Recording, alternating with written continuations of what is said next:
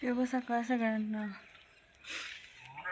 कसे आहात सगळे? निवांत असाल ते काय आमचं चाललंय. आता झाले तर आंघोळ आहे. उठलो लवकर पण जनावरच कामं होईपर्यंत उशीर झाला. मग कशी आणून टाकली की अजून लावली नाही. साहेबांची तब्येत बघू. नमस्कार भावानो. आहे का थंडी तुमच्याकडे?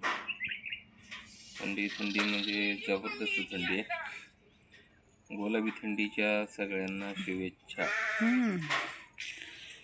काय सकाळ लवकर म्हणजे थंडी काय उठणं होत नाही. 8च्या पुढंच नंतर मेळ लागते आणि उठायला तर लागते 5 वाजता. काय करायचं, अवघड जाय सगळं. थंडी पण अवघड होऊन बसले. काय करायचं म्हशी झाड काढून घेतले, कोकऱ्यांना पाजून घ्यायला त्यामध्ये एक बाटली भरून घेतली. अजून एक तांबे भरून घ्यायचे.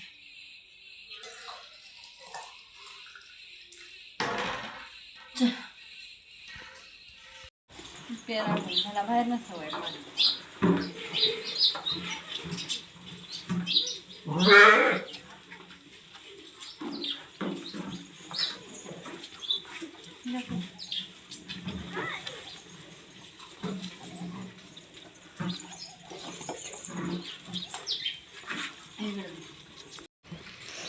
हे असं घातले आत. ही बाटली स्टोपानात घालायचं म्हणजे त्यांना प्यायला येते नीट.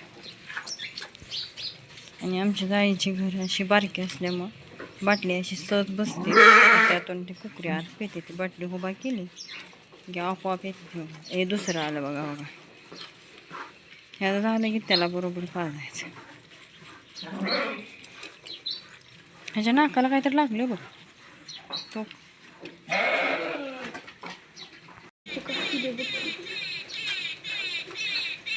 संपलं हे ना.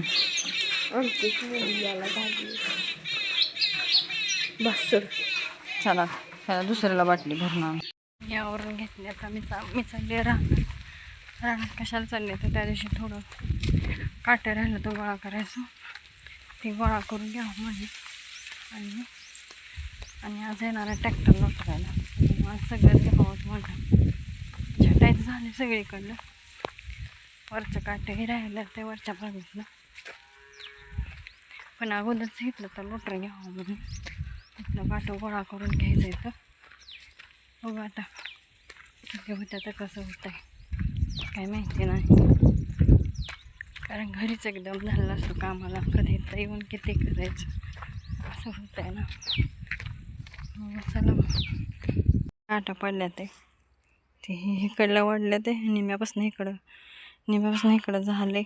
इकडे राहिले ते इकडे वडायचं चालू आहे. आणि नंतर ना ही जी बांबू आहेत ते असं वर ओढून घ्यायचं येतं. चला मग. आणि ती तिकडं त्यांचं चालू आहे. हो का, त्यांचं चालू आहे बघा. तिकडं वडायचं झालं आमचं काट्या ओढून. बांबू बी घेतलं कट्ट्यावर. आता वाट बघतो ट्रॅक्टरची लोटरायला. कधी येतो काय माहिती ट्रॅक्टरवाला. चला मग ट्रॅक्टर आल्यावर मी इथं असली तर दाखवते, नसली घरी गेली तर काय. असं ओढून घेतलं तर काट. आजारी पेशंट आहे तरी हळूहळू करते. चला मग.